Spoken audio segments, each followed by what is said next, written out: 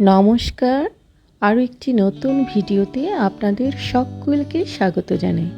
আর আজকের ভিডিওটি ঋষিকার 5 মাস বয়স থেকে 6 মাস বয়সের মধ্যবর্তী সময়কার।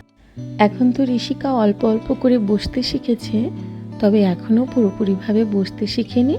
পিছনে অথবা সামনে কিছু একটা সাপোর্ট দিয়ে তবেই বসাতে হয়। আজ ওর মামার শখ হয়েছে ভাগ্নিকে বসিয়ে একটি ছবি তোলার, তাই টেডিগুলোর মাঝখানে এনে বসিয়ে দিয়েছে। সাপোর্ট হিসেবেও টেডিগুলো যেমন কাজ করছে, তেমনি দেখতেও ভারী মিষ্টি লাগছে। দেখে মনে হচ্ছে না একটি বেবি ডল বসে আছে, বসেও আছে চুপটি করে, আর যে যে দিক থেকে ডাকছে সেদিকেই সাড়া দিচ্ছে।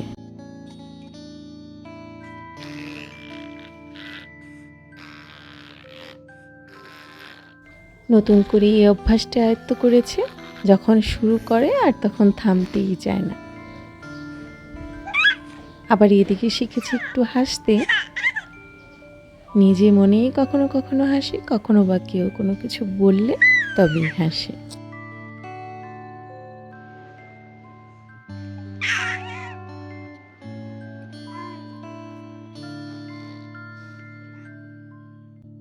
এদিকে সাঁতার কেটে সামনে এগোবার চেষ্টা চলছে, কিন্তু তাহলে কি হবে?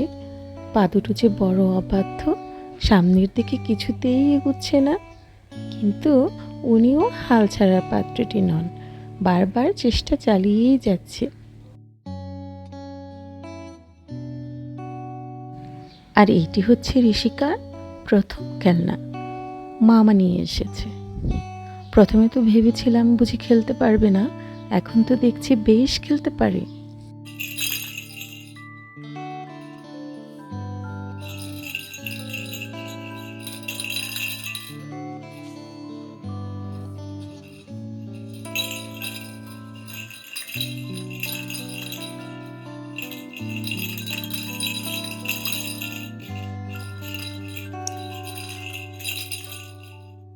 আর এদিকে খেলনা হাতে সহই এগিয়ে চলার চেষ্টা অব্যাহত আছে। সে আপনি শুয়েই বলুন কিংবা বসে, হাত থেকে এটি কিছুতেই ছাড়ানো যাচ্ছে না। দেখুন না, বসে বসেও কি সুন্দর করে খেলছে। ওই যে বললাম এখনো পুরোপুরি বসতে শিখেনি, তাই বসিয়েছি পিছনে দুটো বালিশ সাপোর্ট দিয়ে। তবুও দেখুন না, ধীরে ধীরে সাইড দিয়ে পড়ে যাচ্ছে, আর ওর দিদি বারবার ঠিক করে দিচ্ছে। আর এভাবে চলতে চলতেই ধীরে ধীরে একদিন বসতে শিখবে, বলতে শিখবে, চলতেও শিখবে। এই স্মৃতিগুলো যে কতটা অমূল্য তা বলে বোঝানো যাবে না। আর বলার কী বা আছে, সবাই তো জানেন শৈশবকালের স্মৃতিগুলো খুবই অমূল্য। কোটি কোটি টাকার বিনিময়েও সে স্মৃতি আর ফিরে আসে না। আর এই চিন্তা ভাবনা থেকে এই চ্যানেলটির সূচনা। ভাবলাম এই চ্যানেলটির মাধ্যমে ঋষিকার শৈশবের স্মৃতিগুলো যেমন আপনাদের সাথে শেয়ার করা হবে, তেমনি স্মৃতিগুলো অক্ষত অবস্থায় থেকে যাবে আজীবন। ও যখন বড় হবে তখন দেখতে পারবে ছোটবেলায় ও কী কী করেছে। দুর্ভাগ্যজনক হলেও সত্যি, আমার ছোটবেলার একটি ছবিও নেই দেখার মতো। ভিডিও তো অনেক দূরের কথা।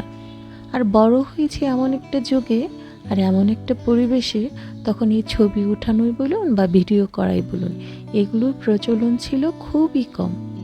সেসব কথা এখন থাক, চলে আসছি ভিডিওতে। আমার বড় মেয়েটি আছে বলে আমি আমার ছোট মেয়েটিকে নিয়ে খুব নিশ্চিন্ত থাকতে পারি।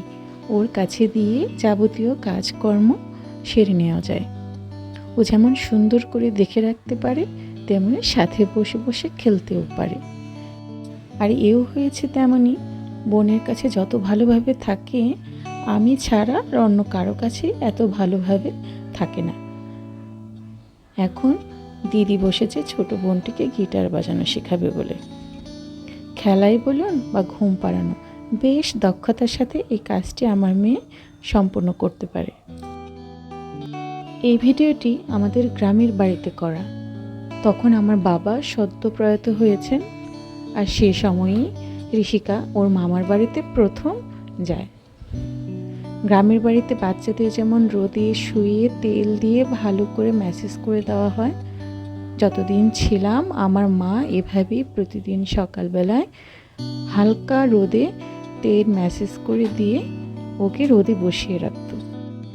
ভিডিওটি আর বড় করব না, আজ এ পর্যন্তই রাখছি। দেখা হবে পরবর্তী আরও একটি নতুন ভিডিওতে। সে পর্যন্ত সবাই ভালো থাকবেন, সুস্থ থাকবেন এবং সকলের খেয়াল রাখবেন।